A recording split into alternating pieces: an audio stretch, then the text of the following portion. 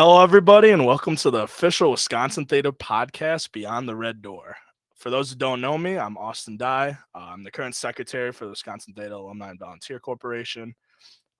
Just a little bit about me before we get into everything is that I joined SigEp in the fall of 2016 as a freshman and then graduated in 2020 from Platteville in the spring. And during my time with SigEp, I was involved with a lot of different things, but most prominently as like the VP of recruitment. And so I was heavily involved with that during my entire undergrad career. And I'm sure we'll talk about me more later, but I'd like to introduce my co-host for this podcast, Dominick Perry. But I'll let him introduce himself. So Dom, take it away. All right. Hi, everybody. Hope you're doing well. So, yeah, as Austin explained, my name is Dominick Perry. I joined SigEp in the fall of 2017, just a year after Austin. I graduated in December of 2021. So while I was in SigEp, a lot of my main focus was spent with programming. I ended up getting the position of VP of programming. I have spent my time also as the VP of member development. I have numerous committees, and overall, generally just a brother to try to get involved.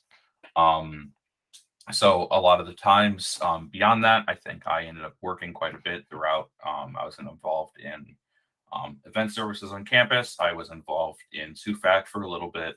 And that's generally a lot of kind of my encompassing, especially all of it was joined by and kind of recruited by SigEps that kind of helped me get that foot in the door, especially when it comes to working.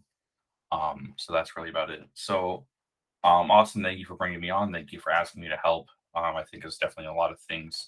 Talking is a bit of my specialty. My undergraduate career is in technical writing with a minor in teaching English as a second language. So writing and speaking, interviewing is a lot of something of what I do day to day. I generally work in manufacturing industry. So what I do is I ask questions consistently of how does this work? Is the customer going to need this day to day and day out? Asking questions is what I do almost daily. Yeah.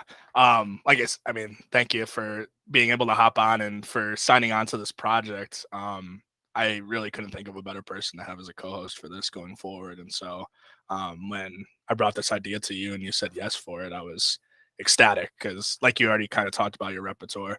Both of us have a lot of experience talking with people and doing interviews. And so yeah, I think this is gonna be a good combo going forward.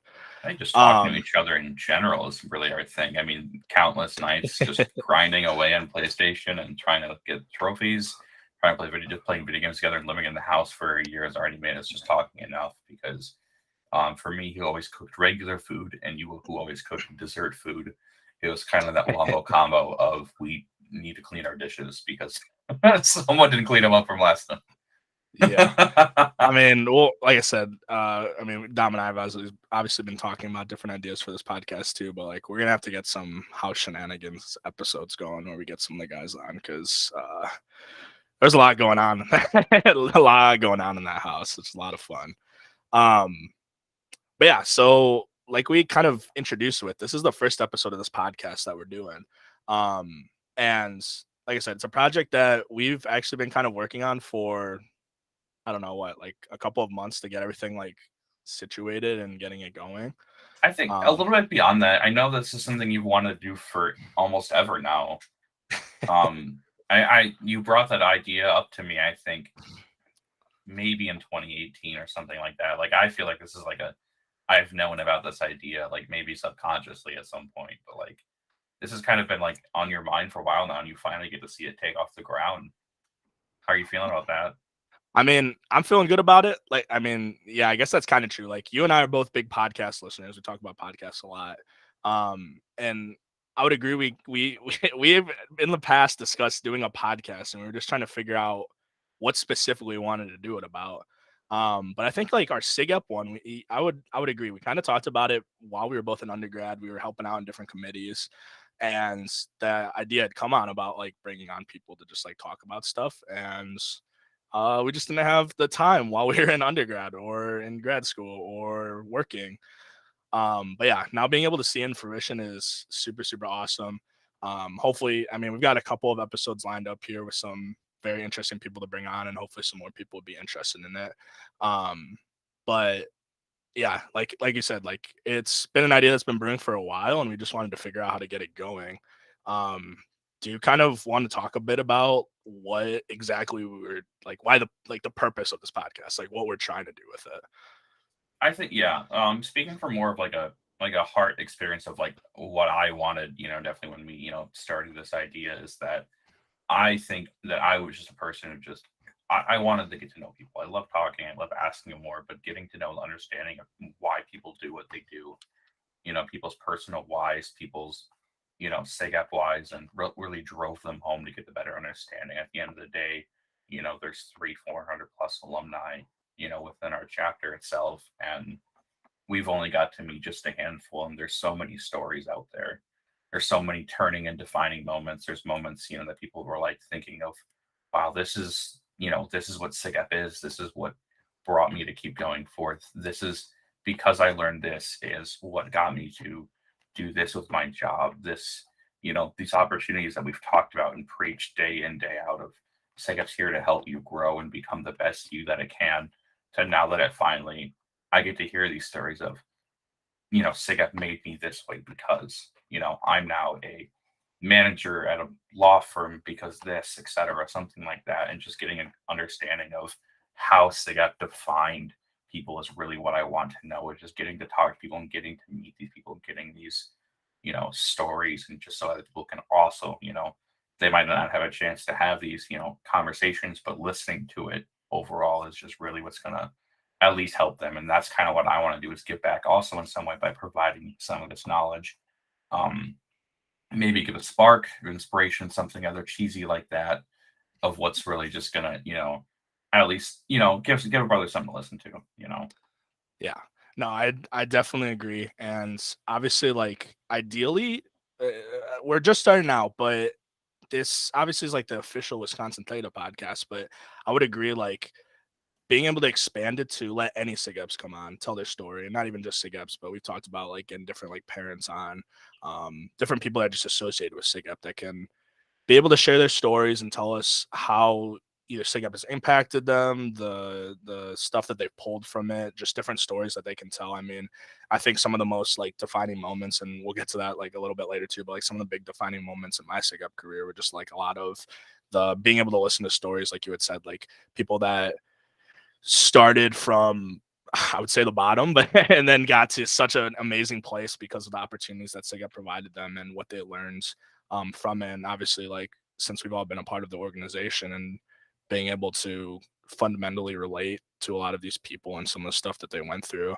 and the experience that they had, and allowing them to like give their own advice about what they experienced and pass it on to generations down the line. Um, and obviously, we're doing this in audio format just because I think I obviously we could write like a huge article interviewing somebody, but why would you want to do that when you could let somebody talk? It's the most natural form of I communication. already get distracted enough reading as it is.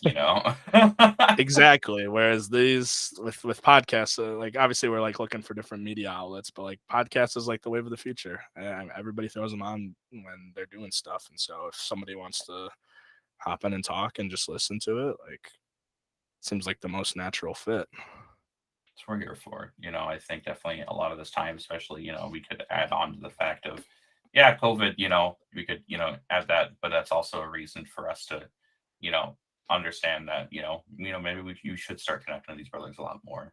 Life is very precious and valuable, and let's start, getting back. Let's start meeting and greeting. Let's start having these conversations again. I think Um, that's a big thing. I mean, I feel like obviously both of our end of school careers were affected by COVID. mhm, And I feel like just in general, like a lot of people lost contact with each other.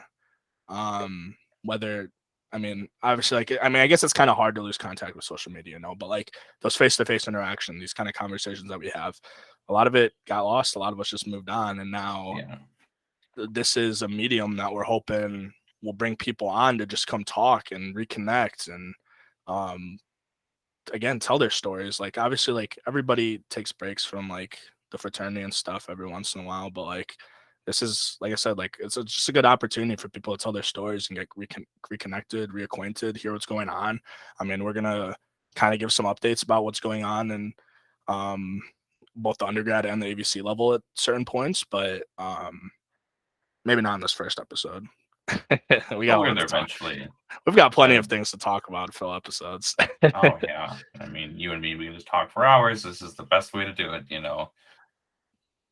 Yeah. But yeah, do we want to just kind of hop into the little like bullet points that we got laid out for this episode? I think we can do that. I'm down for it. All right. So yeah, obviously we didn't have an initial like outside guest as our first guest. We're bringing Dom is here to kind of tell us his story about what's going on, and so we're trying to set a precedent with this first episode.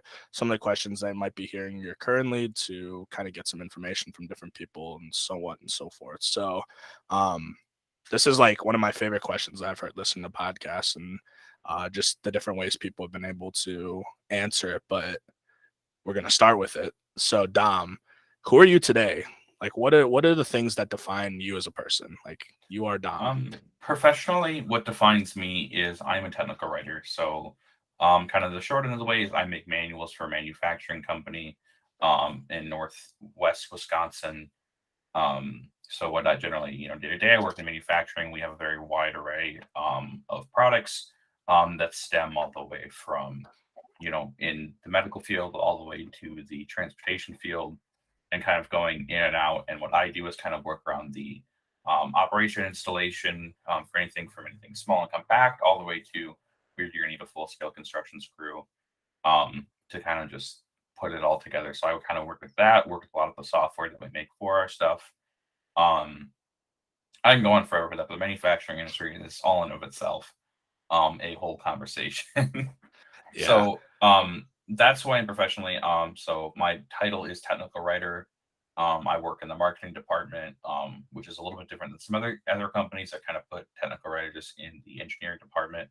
It really depends, but our company has kind of seen it as, we kind of put the stuff out there for the customer, kind of, release it to something along the lines of like any social media posts and stuff like that. I can't speak for them on that, their exact decision, but that's kind of generally how a lot of marketing goes when they involve technical writing, Mhm. in of itself. So day to day, I come into the office, I would sit down, check my emails as anyone else would, and then I kind of get on to working with the, for me myself, kind of working with the Adobe Creative Cloud suite, kind of jumping on. And FrameMaker itself is a pain to work with, but because it's very very touchy, um, but it's definitely a fun time. I love it. It's definitely something I'm not sure how I got into finding out how I liked it, but I like that I can work with so many different products, working on an end, and just kind of understand the background of the world. That's certainly a lot of my work, how it's kind of been. I started off in the kitchen industry, working in the background, kind of working in cooking the food. Obviously, starting off, first job ever was a dishwasher. Um, Mhm. that was not that's dishwashing. It's only it's so fun. Getting in there and spraying a cup of ranch in a ramekin. All of a sudden, like now you're covered in nasty ranch water. I don't know how Um, people work in the food industry, man. I could never and do I mean, like it. it's nice now because like I know I like look go into my kitchen or something and then I'm like, oh, now I gotta. This is gonna take like I plan for like maybe 2 hours of cleaning, like just in case.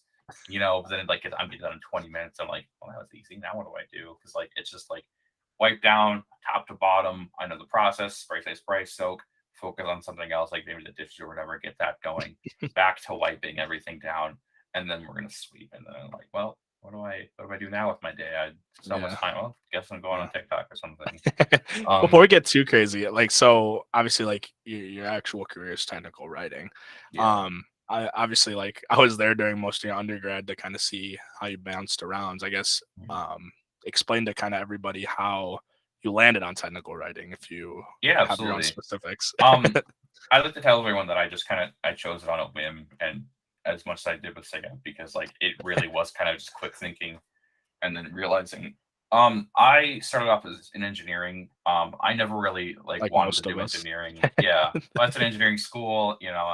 I came into engineering because being told growing up, if you're good at math, let's do engineering, bud. You got this.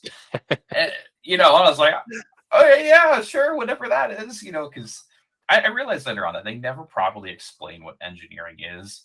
They just say, you're smart, you're good at math, do engineering, you can build stuff, you can create things. I'm like, I like Legos. I guess I'm good at math, sure. I mean, yeah, that's a good way to that's a good way to explain it. And so going in there, and I was like, well, first of all, I don't want to sit through 4 years of college. Like, coming into professors are like, yeah, it's going to be the hardest stuff you're ever going to do. And talking to other engineers, especially within SigEp, of like, yeah, I'm taking Calc 2 for like the third time.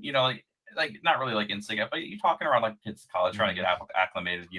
I And was in the sometimes it takes dorms. more than 4 years. Yeah, It seems and like it takes a lot more than 4 years most of the time. and I was in McGregor House. I was in like the older kid dorm, and there were it's like there was a lot of older students who lived in the dorms, and some kids like, yeah, I'm on my 6th year here for mechanical engineering, and I was like, 6 years? He's like, you going for like masters? Like, nah, just some of these classes are just so hard. I'm like, I didn't look. I'm here happy to further my education, but like, it's not. I don't know. There is no reason for me to want to like.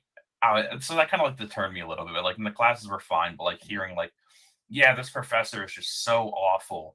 This professor is also so awful. I'm like, okay, what about good professors? Well, I think there's like one. You don't get until like your junior year. I'm like, Yeah, that you have to fight oh, everybody on rate my thanks. professor Yeah. that gets to register early. And then like, I don't know, like it's not. I mean, like not that I was a lazy kid, but like I don't want to do like 12 hours of homework a day for one assignment that's due like in 2 weeks, and then like maybe get a C on it. And I I mean, you guess it's could be sort of like like, me that like would put in the work all night and then fail the assignment anyway. yeah, exactly. And so I didn't want to do it. So like I switched to like building construction management, and that was fine for what it was. I think that was definitely a start to exploring my interests and everything.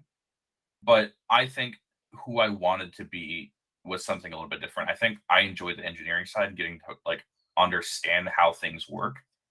Mhm. So like I think building construction management was something that it was like a first step, but I think I wanted to transfer out of Platteville. I wanted to do something, and I wanted to do, I don't know, something more. Like I think communications was like a thought, so like that's what I applied for at Iowa State. Just to get myself a thought, get myself out of Platteville, because Platteville at that time didn't seem for me because nothing I just felt was fitting in. Mhm. So um I went down for getting my pin. I had to meet my advisor. I'm like, hey, look, I'm going to transfer.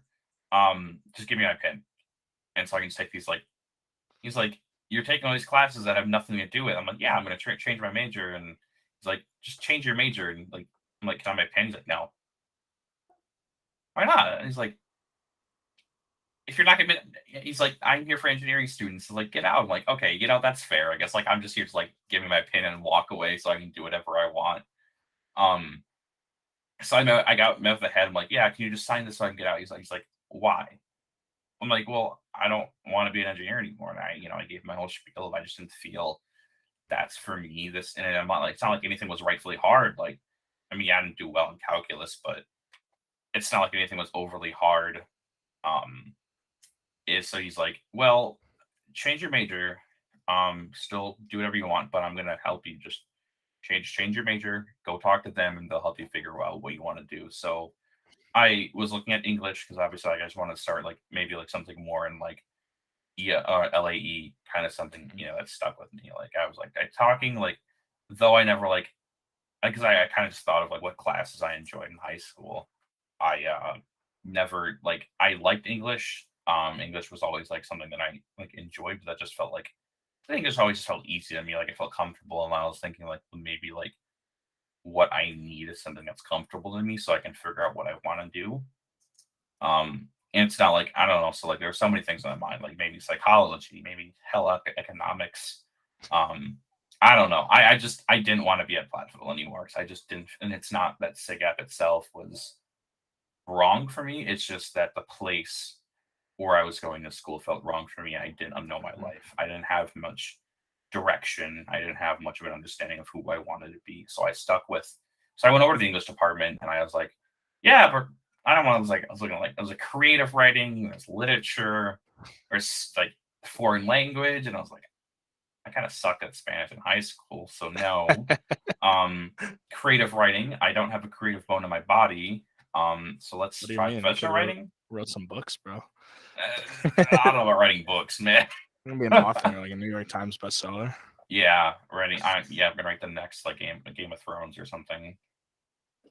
Um, and so I went to there and I talked to him like I don't know. I really don't. I didn't really tell him about transferring. So I wanted to be like, oh, take this and leave kind of thing.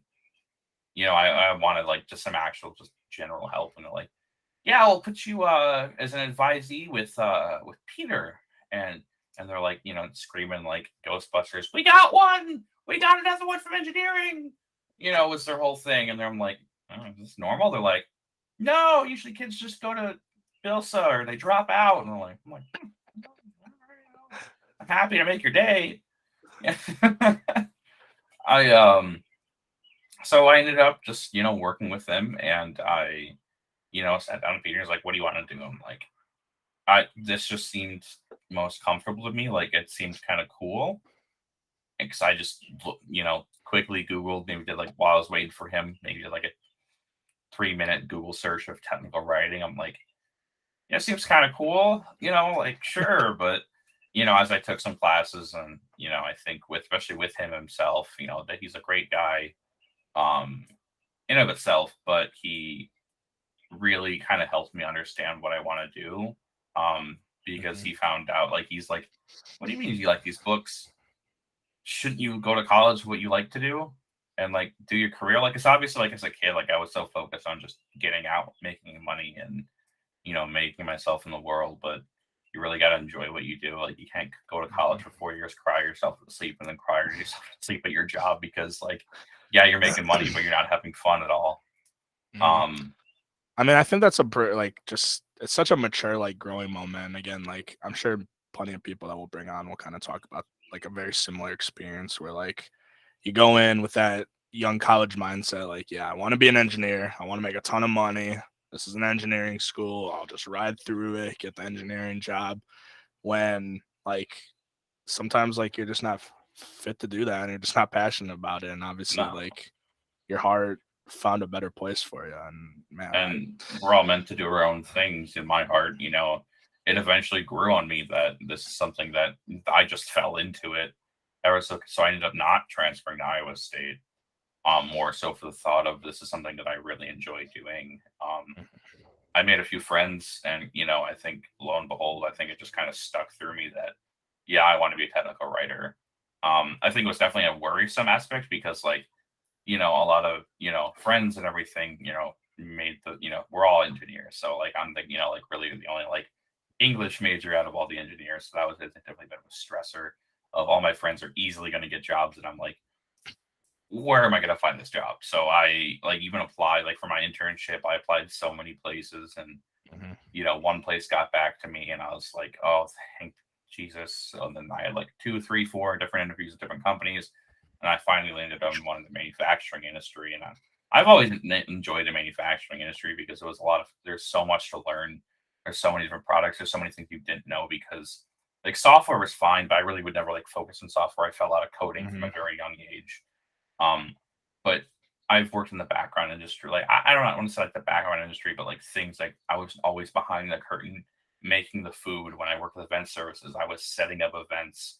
I was, giving people the microphones for the presentation, running the background, like just doing all sorts. Like I set up like so many concerts with event services. I mean, it's not like I don't sense like thankless jobs, but these are the jobs that I do behind the curtain so many times, and I guess it's just what I became used to. Of I'm fine not getting like the limelight. I'm fine not like doing all of this like coding. I think was like still kind of the same thing, but like that's why I like the manufacturing industry because like everyone does see like coding, and like everyone knows like now they do coding schools and everything, but like I still argue and fight for that the like trade schools definitely need like just pushed so much higher up as there's so much fun. Like there's so much you can learn from it. Like welding is such first of all, welding's an art in and of itself, but like it's so important, especially the backbone of America.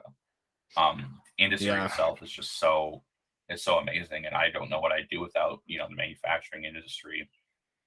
So many great people, so many stories. You learn so many products, so many different like you get like a different card added every time you learn something. Like I think I learned about I think like a different type of like chemical spray and stuff for painting, and stuff like that. I learned about Loctite. I know that they're mainly used for super glue, but there's stuff that they needed for threading when it comes to specific screws in the industry. Like that was like the really cool thing one day.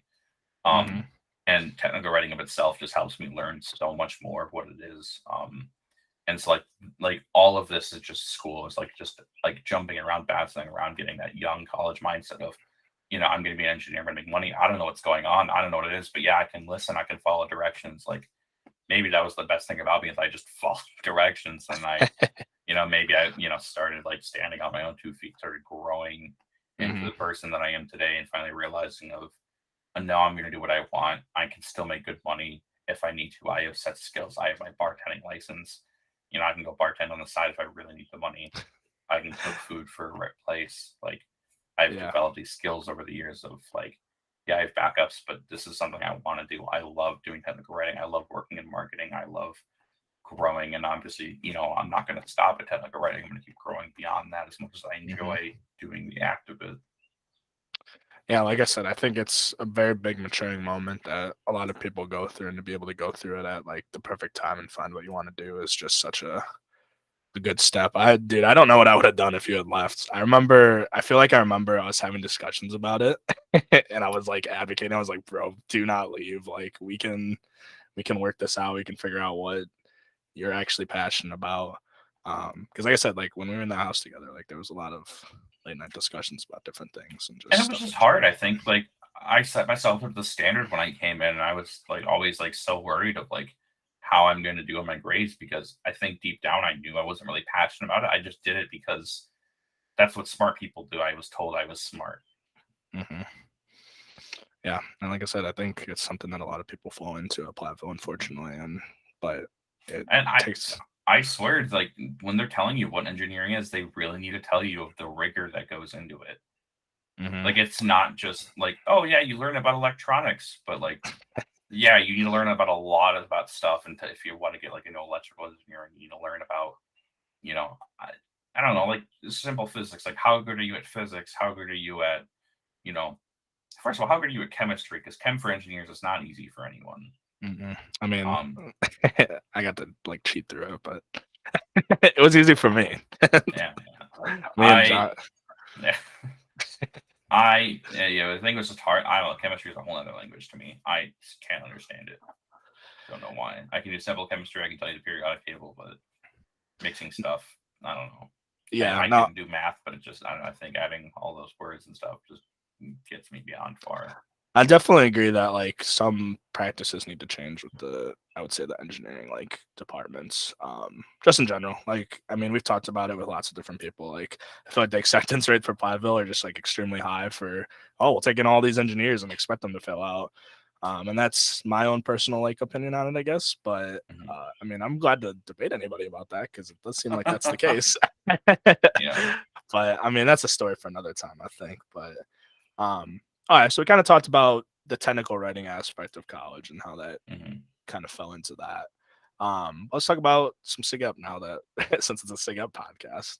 I think so. Um, so I guess the question that I would ask you is like, how did you get involved? Like, what was the process? Who was the people talking to you? What were some thoughts that were running through your head when Yeah. So SigEp was first I seen? was in my senior high school sometime in April. I got the scholarship card like everyone else of hey, apply for this Balance Man scholarship. Um, and I went around school. I was like, I just got this card in the mail. Should I be a frat boy? I was running around like, dude, Dom's gonna be a frat boy. I'm telling you guys right now. And Frat star yeah. dreams. And I think what's also like, and especially in school, they never like teach you about Greek life itself. And I get that. That's totally okay. I think it's just like I just wanted to experience something that's like maybe like a little rebellious, maybe like a little like, you Hmm. know, I want people to talk about me. I want people to like know that Dom did something cool. And so I applied for the scholarship more so out of the joke, but also like it's a scholarship. I kind of need money here.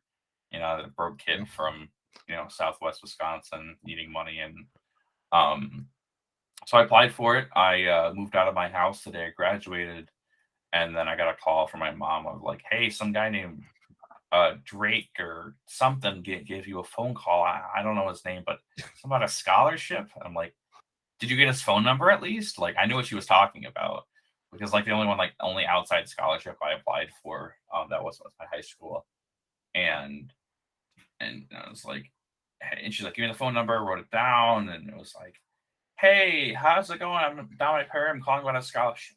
I gotta get his name. I gotta get his name. Just like telling myself, like, I need to get this guy's name. So I like, because my mom couldn't hear it, and it did sound very mumbly, from what I gathered, and it was Jay that that gave me a call back, and it's like he was like really accepting about it. I'm like, oh thank goodness, I'm not losing the scholarship. Turns out it's like years later. I'm like, wow. I was like, yeah, these guys are pretty good. Hopefully they wouldn't just ditch me for like not getting back to him right away, because I think it was a couple days that I didn't get back to him.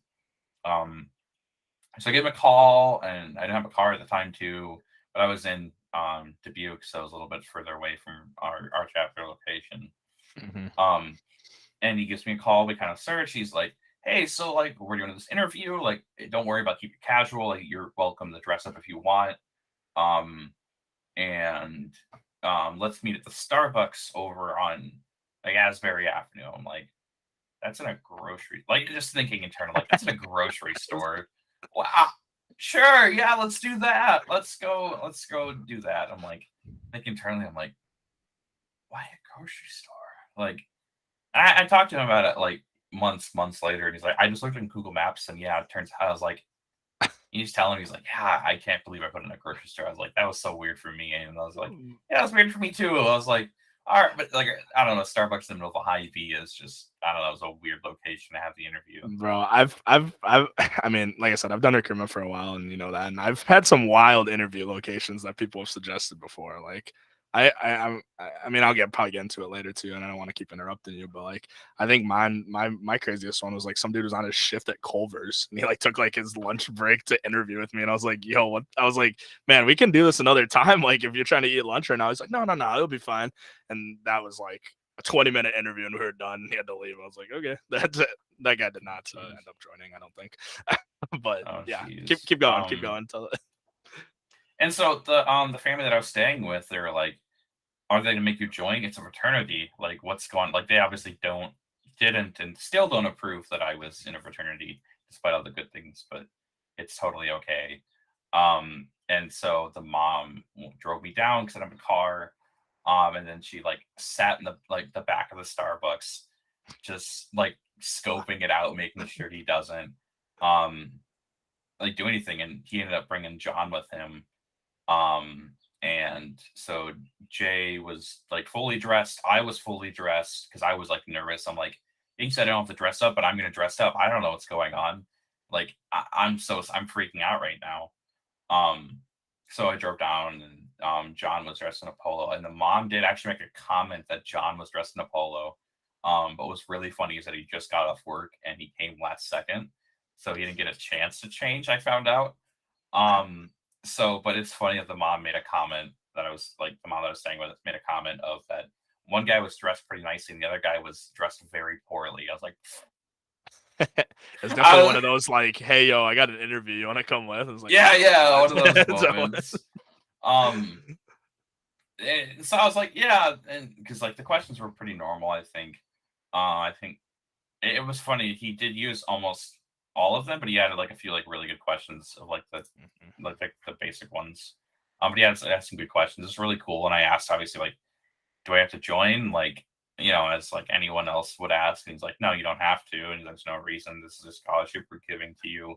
This is a scholarship we're trying to get back to, kids coming in. And I was like, okay, so what do I gotta do for the money? I was nervous. Like, what am I gonna do for the money? That's the number one question they always ask.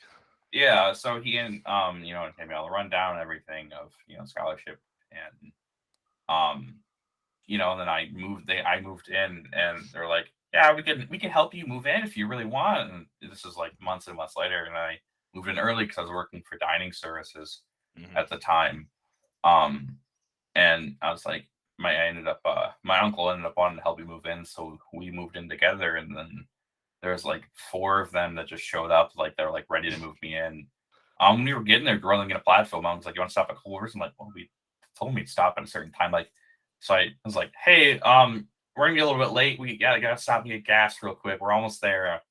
And Jake messaged me back at the time, and he was like, "Yeah, that's perfectly fine." I'm like sitting in Culver's, and man, I hope they don't see me. I'm just scarfing down an ice cream real quick. So my uncle wanted to spend time before he dropped me off at college. So I get there, and I think it was like Mark, Colin, Jake, and gosh, one more person. I can't remember who to say in my life. I was trying to think because like I think that year, like obviously we were like kind of by where people were dorm wise. So yeah, maybe because I I don't know think if I was on Chad it was in town at that. I think I was on it Roundtree, like moving in people. I might have. I feel like I Well, I did moved come in. in I early. did early moving because of the dining services, Yeah, though. yeah. Like I was in like well before anyone. I think I helped move in like bands people. Maybe I came in a week later. Mm-hmm.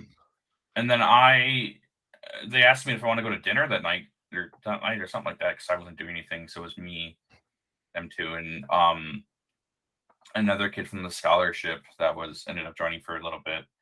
And we all went to dinner, and I was like, "Hey, so what do I want to do if I want to join?" And they're like, you don't have to join because the scholarship." I'm like, "Yeah, I'm just curious. What I got to join?" Like, and I really wanted to join. I think more or less because I just wanted to get involved right away. I really wanted to like find a sense of belonging. And I think my thought, like obviously I've heard from people end on end of just get involved, do something in college, get involved, do something. And that was kind of stuck in my brain. The first thing that came to my mind was this fraternity of guys seem nice and cool. Let's see what they're all about. After like 5 interactions, you met 5 exactly. people. I was like, Like, yeah, what do I do? Seems awesome. yeah, I could do this. I could handle them. They don't seem terrible. And they're like, well, our people will get in touch with your people. Is what the response they gave me. So I was with another kid of the scholarship, and they're like, yeah, Jake just invited me over to the house. Do you want? I'm like, can I come with? I was like, I want to be in this. I want to be in the know. Like, what's going on? Don't leave me out of stuff. And he's like, well, I'll text him, see what he says. Like he says, yeah, you can come.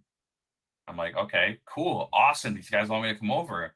And I come to the house, and there's some people, sitting down there eating Taco Bell of all things. And we're just kind of chilling for the house. And I'm like, okay, I'm like sitting perfectly straight up, like, all right, Dominic, make a comment.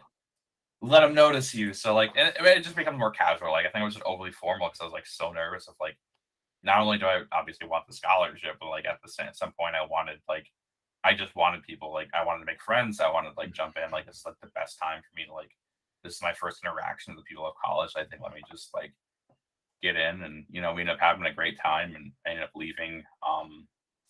And a few days later, I think I was walking back from Bridgeway. Obviously Jake had been in contact with me throughout stuff. But Jake ended up seeing me, like we crossed paths. I'm like, oh God, it's him. It's that guy. I know him. It's that short dude. Yeah. And I was like, hey, how's it going? And I'm like, and he's like, hey, I'm like, yes, he talked to me back. He talked back to me. He's like, oh, hey, some of the guys are going to see a movie tonight. Do you want to go with? And I'm like, yeah, I want to go with. Like, that seems really awesome. I'm like, okay, this is great. It's great. So we ended up going to see it. I think it was me, Carson, Jesse, Gandhi, and maybe another peer person or so. And we all went to see it, and at the time, I was just a blast. It was just so much fun, just hanging out with random people that I never met before. And we all had a fun time. And as soon as I was leaving, I was like, hey guys, I'm gonna head home. I get to be up for training in the morning for dining services, and they're like, see ya, bye Dom, love you. And I was like, oh my God, they love me. Like I was just like, they're like we're friends now. Like this is pretty cool. And so like I think I spent some time, and like I think the first events rolled around and everything, and then I got a message from Jake. He's like, what are you doing tonight? I'm like, probably nothing. I don't really know. It ended up just like getting through, and then I'm like, talking for a little bit. He's like, well, are you free to come to the house tonight around like 6:30? I'm like, yeah, that's fine. I can be there. I'll let you know when I leave. He's like, no. We'll come get you. I'm like, okay, that's weird. So like, it's like 6:30, 6:31. I'm like, pouncing around my room, like, come on. Who's gonna knock on my door? I'm like, looking at my phone, like back and forth, like, what's going on? Like, are they gonna like, hello, is someone? And then like 6:33, I get like a rapid knock on my door, and it's Chad, and I'm like, like, sorry, my mouth took a little bit longer than expected. I'm like, okay, what's going on? He's like, just follow me. I'm like, so he goes and he fills up his water bottle real quick. And I think I had some homework to do that day, but I ended up finishing it pretty early. So like that's I was like freaking out. Um, and so they walk into the house and they sit me down in the room. I'm like, all right, what's going on here? Like I honestly was so blindsided. I don't know why I didn't expect it even sooner, but they ended up giving me my bid. And Jake was talking about it all. I'm like, yeah, can you just give me the piece of paper? Like, do you Just want to give me, talk let to me your sign. Yeah, no, he's like, I interrupted him. Like, I didn't mean to interrupt him, but I'm like, just give me the paper. I don't. He's like, you don't want to talk to your parents first? So like, no, I'm an adult. I think I remember like after this had happened and we were like texting the recruitment chat and it was like, yo, this kid like just took a pen and signed it. We didn't even finish like filling everything out. And it was like the funniest thing. We were like, man, this guy like really wants to join. And we were like, you know what? He's like the perfect recruit. Like if he wants to sign right away, like sign your soul. Yeah, That's yeah. fine. We'll take Well, it. I think I came out, and I think you were there. I think you hugged me like as soon as I like joined. I was like, Probably. I'm all a these big people are like, hugger. I think Vic was on the other side of the couch. And I was like, who are these people? Why are they hugging me? Like, thanks, nice to meet you. He's like, and Jake gave me the rundown of like, you're gonna get a lot of weird requests on Facebook from people you don't know, but just accept it. Sorry for the notifications in advance. And this is when everyone still used Facebook, so we were like, it was pretty normal, and it was like, ding, ding, ding, ding, ding for like the next like 2 hours. I'm like, accept. Okay. All right, 26 mutual friends, 27 mutual friends, 28 mutual friends. It just kept going with these people back and forth. I mean, it was cool. Then it was funny that I was like, I ended up like contacting like my uncle and, and I was like, hey, so this fraternity gave me a bid. Do you think I should join? And he's like, well, if you want to join, you can. I'm like, cool. That's awesome. Yeah, I'll give it some thought and I'll let you know. And So it's you like, lied to them. not that I lied to them. I think I was just like, I don't know. I think I was definitely just more nervous for like, obviously disapproval because obviously like Greek life itself is already like not in the limelight. And, my aunt was in a sorority, it turns out, when she was in college. And like, they were all really chill with it, I think. But it was just like nerve wracking for me of like,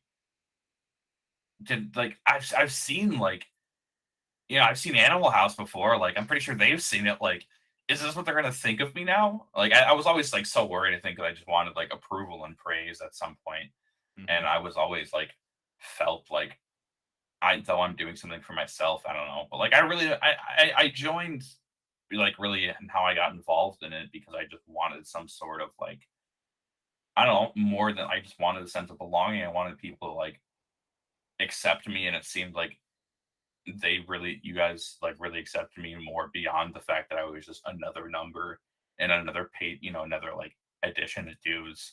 Um, but you guys really wanted the best for me. And I think because I ended up having a couple like talks of like, especially like on the few interactions I've had of SigEp really just wants the best for you. I mean, we don't really care what you want to do in life, but we want to see you grow and be the best you that you can.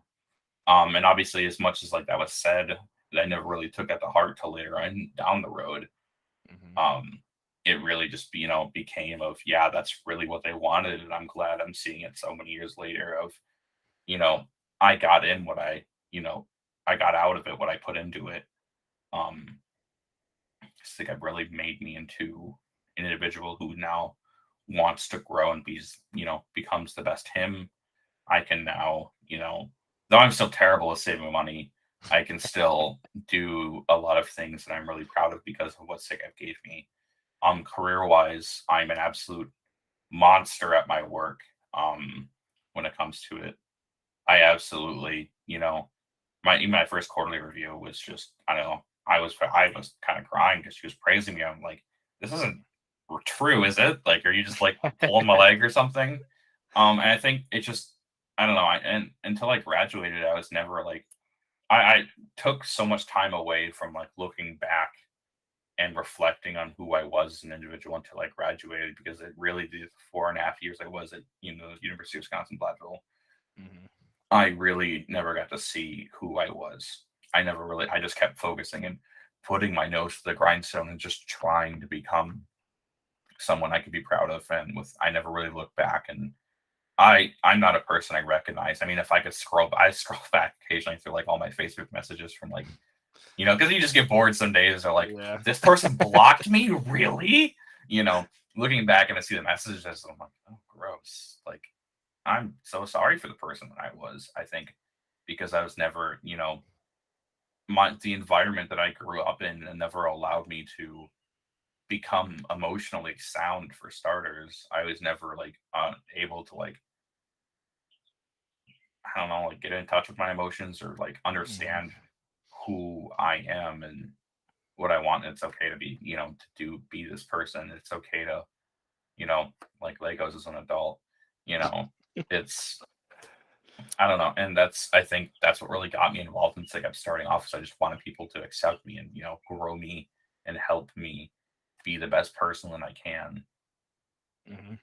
Yeah, I would definitely. I mean, all the sentiment that you shared is like I would agree. Like some of the biggest things, like when you're in the moment, you don't realize like everything that's going on and like all the memories you're making and the changes that you're making to your life, and then you look back on it and you're like, man, like that's crazy. Um, but I think like your start, like I feel like your start was like more abnormal than most. Like most people I think are also hesitant. Like parents are hesitant, but I don't know many people that signed on the line right away. I Even think if they did a honestly, lot of I good stuff. respectfully, I probably wasn't thinking, but it was like the best like subconscious moment I've decision I've ever made. I mean, that's like the best advice that, or like the best. I mean, like following your gut. Like if you in the moment were like, yeah, this is probably gonna be a good idea. It probably was gonna be a good idea. And to Yeah, see and how I it's turned was, out now. competent enough. Like if you guys would have done anything like that rubbed me the wrong way, I would have like probably, I would have probably been smart enough to like, no, I'm good, thanks anyway, pal. Hmm. But everything just kind of felt right in the moment. Yeah, I mean that makes me proud of our recruitment team at that time too. Like we sold you well, got you in, and look at what you became today, Dom. So proud of you. Thank you. I really appreciate that. Of course, of course. I mean, we've been friends for so long that, Yeah. and we were just I'd say talking so. about praise before this podcast. Like, I'm here to praise you all the time. um, okay, so you talked about how you joined, uh, and in that same time, we kind of talked about like what kind of sold you into SigUp. Mhm. Um, so over your entire career of that like 4.5 years, what were some of the big like defining moments of your SigUp career? Like you can list as many as you want and talk about them. I mean, we're here for as long as we want to I talk. think really there's only one that really like I think I was kind of I would say like I was floating through my SigEp career, but like it never like really I don't know, nothing ever felt like life changing or like nothing ever felt like, gravity defying until I think one point of where I did get signed on my last in my fourth year where I ended up becoming or I guess junior year but where I became um what was my senior year? Sorry. Everything gets so molded together, but where I I became know VP of it's a lot of programming. lots of memories together, so it's just Yeah. And I had the conversation with Dawson and where he did tell me of I absolutely sucked as mem dev. And a lot of people I think I wanted to like hate that statement at first. But I think I was at a point of where I just wanted to accept it, grow and move on. Like I was like, Mhm. you know, whatever, maybe you're right. Like I didn't like take it as much to heart. And I think because I said all right, you're right, of I just started beginning coming to accept that he's like, I want you to grow. With him coming on as president, I wanted to um I was heated for a while because someone told me I sucked at my job. Like I've never been told that before. Like everyone always been like, well, you can do better, or you're doing Uh-huh. great, bud. No, he's not. And obviously like I never had that full frontal slap in the face before, and I think it was Mhm. great to have. It would really change me of all right, well, screw you, I'm gonna become a better programming so you can't say I suck. I hated being told I suck. Like everyone obviously does, but like that just I don't know, Yeah. like I got really heated and passionate about it. I was like, well, all right, what if I do better programming? He's like, okay, do it. Show me you don't suck at your job. Um, and it was very hard to hear. It was very I Mhm. hated every single moment of that conversation we had, but obviously I'm more than thankful for the conversation, and it will forever hold a place in my heart of, you know, everything that I've done as programming is because of that conversation. And it really showed me that not only can I extremely excel at grades, but I can excel at my other jobs and extracurriculars so much to where not only did I work, 30, 40 hours a week, not only did I put all my hard earned effort into my studies and SigEp, but then I also joined SUFAC as like a last like minute to show that I can go even more beyond what I could do. um just more to prove to myself that I can't afford to suck at my job. I can do these things. I got signed into the position, let's make it fun. So I started this, campaign within, programming of, I'm not programming for me, I'm programming for you. I could do all these things what I think are fun, but I highly doubt any of you think they're fun. And it was more of a carefree attitude with programming of, I want to program for you. This Mhm. isn't my I mean, this obviously is my chapter, but I'm catering to 30 plus people now instead of, this is what I want. This person should listen to me, was always my thought of, I'm the little guy. You need to listen to me. This is what I want. You work for me kind of thing. But now I obviously like, now people are like, I'm respecting people's input. I wanted people to have fun again. We already had a year of COVID and that just, sucked. That was terrible. It wasn't fun. So like, Yeah. starting on as 2020, it was just absolutely, there was dog water dealing with that, and we couldn't do anything. We had like a terrible homecoming, um, because just Platteville just didn't do anything, and respectfully, we couldn't because we just couldn't do anything. Yeah, I So, mean the work that exec class that came after us put in mhm, during COVID is still insane to me. Because like, I mean, it was pretty much all hands on deck helping out with everything. Because we didn't. I mean, the whole world didn't know what was going on, but especially like this small chapter that's trying to win a buck cup and do all this stuff. We're making really good strides, and all of a sudden we get hit with this big pandemic that makes it so like our recruitment went down, our programming went down. We couldn't even see each other. A bunch mhm. of us graduated and left and didn't even get to say goodbye. And it was like, Oh yeah, yeah, the work that you guys put in was fantastic, amazing, and I mean, I'll let and you keep talking hey, about it. It's yeah, no, no, you're right. Is I think what we did is, you know, great, input from brothers, great, feedback from brothers, great, this, that, this, and that, and not on top of that to add the cherry on top, winning, like knocking homecoming out of the park was like my biggest, like, I showed you that I'm doing a decent job. Mhm. Um, we only lost like what 12 points throughout the entirety of homecoming. We not out of how many of the maximum points, like only losing 12 points respectfully and just having a stupid lead on everyone else really made me show that this is the effort that we can put in. I was really proud of myself for that. Of I was a because I It was hard, and I think I learned from other people, especially John, he was the only like the only homecoming person. He got burned out after doing it for some odd years of, Mhm. because he was the only person doing it and one person having to coordinate it. And if the programming, if they got busy or something, then John was even more by himself. Um, so I think just having 2 to 3 people on on the homecoming cabinet, and you know, let them go, just let them do their own thing, but making sure that they're, hey, what's an update for this? Give me an update, please. Let's go. Let's do this. Do we have people for this? Well, we might not get. We need people. Just pushing and pushing and pushing until we made it through, and we made it through with flying colors. And because of that conversation, that was really a huge defining moment of, this is who I am as a leader, and it really showed me who I wanted to be as a leader and just push for so much. Yeah, I mean, we talk about tough love a lot during when we were in undergrad and with SIGEP as well. Like that's one of those moments where, like you said, sticks with you forever. It sucks in the moment when somebody tells you that you're messing something up and you're not doing good, but Mhm, yeah, you definitely really built yourself on that. I mean, the two measuring stones for programming are what usually homecoming and banquet, mhm. and the fact that you can knock homecoming out of the park, and you and John set up this like precedent that I mean went through this year as well. They killed homecoming. Um, yeah, shows how much work you put in as programming. Mhm. Yeah. So no other really defining moments that you want to chat about? I mean, I'm No, sure we'll I've talk definitely about had some a other ones. few I'm sure of we'll talk like, about many at different points. yeah, I mean, there's These definitely quite a episodes. bit of like like major moments throughout my career of like getting told to stay, and at Platteville, it definitely was another one. There's moments of like sitting in the house of just I think there's definitely moments here and there that always like stuck out of like this is why I'm here, this is why I chose to stay. But Mhm. I can't think anything compares to that. There's nothing that I ever think about besides that when it comes to defining moments in my career. Yeah, that's fair. That is fair. Okay. Well, as we get into like the back end of this podcast, the last question that I want to ask you, um, what is the advice that you would give to? I mean, it's I think it's geared towards undergrads, but really anybody in general. This is advice that anybody can take, build on. Um, so what would you give advice to people? I think probably one of the first pieces of advice is just it's okay to mess up.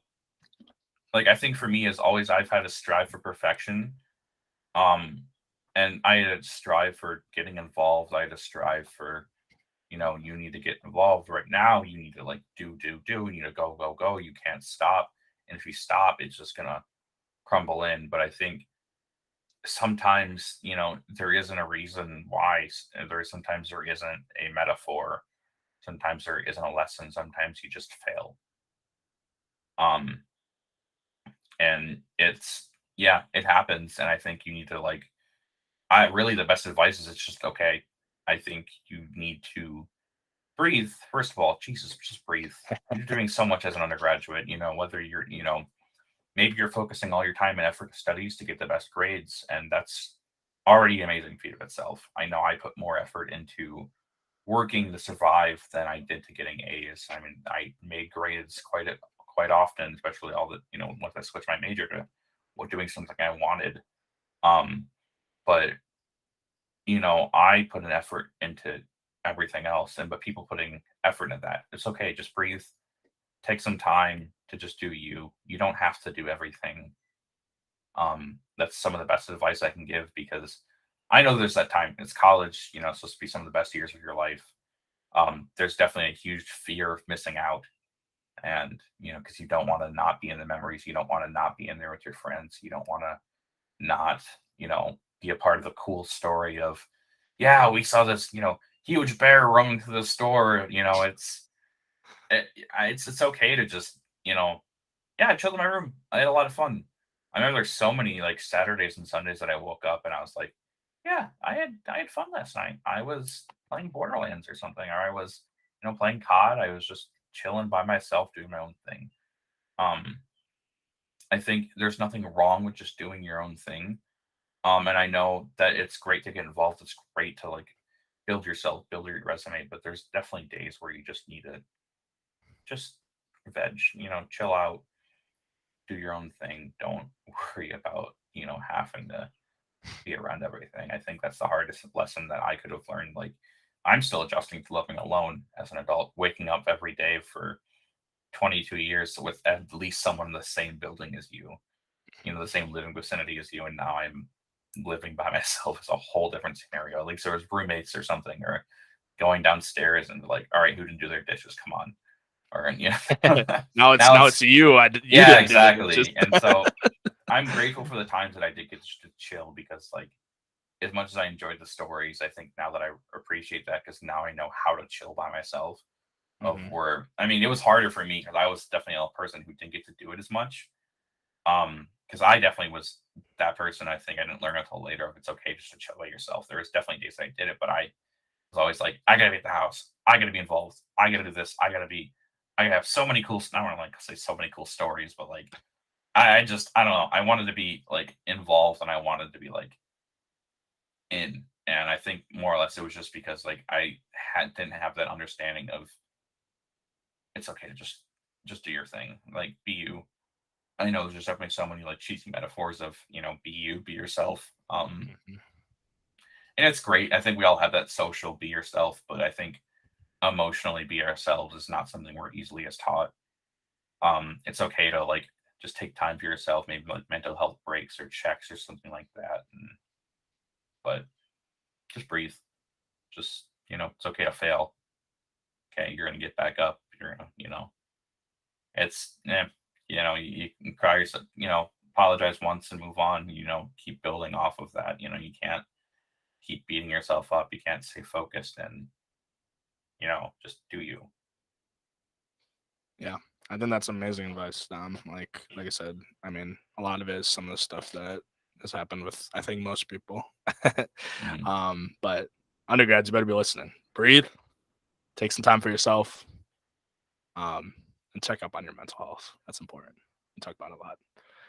Awesome. Well, Dom, before we end it here, do you have anything else you want to talk about before we end it? I don't think there's anything big that I want to talk about. Like that's, this is who I am. I think, letting the people know what's going on in the world. I miss you guys. Thanks for the amount of fun times. I'm always probably chilling on Discord with everyone. So I am literally a message away. So I'm here to talk, here to help, just here to catch up. We alumni get bored too. Don't be afraid to message us. We like hanging out with people. So tell us hi once in a while. Yeah. Well, obviously, you're going to be hearing a lot more from Dom and I when we keep doing these podcasts. But I mean, Dom's got an Instagram, Dom's got a Facebook. We'll put his email in our description for what we're going to type up here when this goes live. So you'll have both of our emails as well if you want to reach out. But yeah, thanks for chatting, Dom, and telling your story. That's a wrap on our first episode of this podcast. How you feeling? I'm feeling great. I think it's good to just talk though. I think I go to work, I come home, I make food, maybe meal prep, and go to sleep. But having this like just talking, just catching up with someone is a lot of fun. So I know. I mean, like you I'm and feeling I great. probably have like a good chat like once a month where we just hop in and talk to each other for hours. And I think so. I think you and Tim are like my perfect road trip buddies. Like we can just talk for hours. well, now that we get to now that we're doing this podcast and we get to do it like weekly, we're gonna be hopping in and talking with people all the time. So that's exciting. Um, but yeah, so like I said, that's a wrap on this first episode. If you have any feedback or questions that you'd like us to answer on the next episode, like I said, we're going to put our emails in whatever format this is going to get sent out to, probably on the website somewhere and probably on the Facebook page. But we're both on Facebook as well. So if you have again any questions or like feedback, anything that you think we could do better, we're always looking for that. Let us know, reach out to us. If you're interested in hopping on at some point, we've got a couple people lined up here, but we're always looking for more people. Like I said, we're here and it can be in any capacity. We're trying to get as many people on to just tell their stories. We'll make room for you, we'll get you on. Like I said, I mean, I think the next episode we're doing myself telling everything that I've done since with SigEp and since then. And then now that the boys are at Ruck this week, to tell you when we're recording this is Ruck week. We're gonna bring all three of those guys on to kind of talk about that, and so that should be a really awesome podcast that you'll be hearing about probably sometime next week after that. So I'm pretty excited about that one as well. But yeah, if you're interested in getting on and telling some stories, reach out to us. We'd love to have you on. But with I think that's that. Anything else to say before we leave? Thanks for listening and always appreciated. Let us know if there's anything to do. Comments, questions, concerns, post-its. We're happy to grow from it. You're here to help us grow. Yep. We appreciate you all, and you'll hear another episode from us soon. See you then.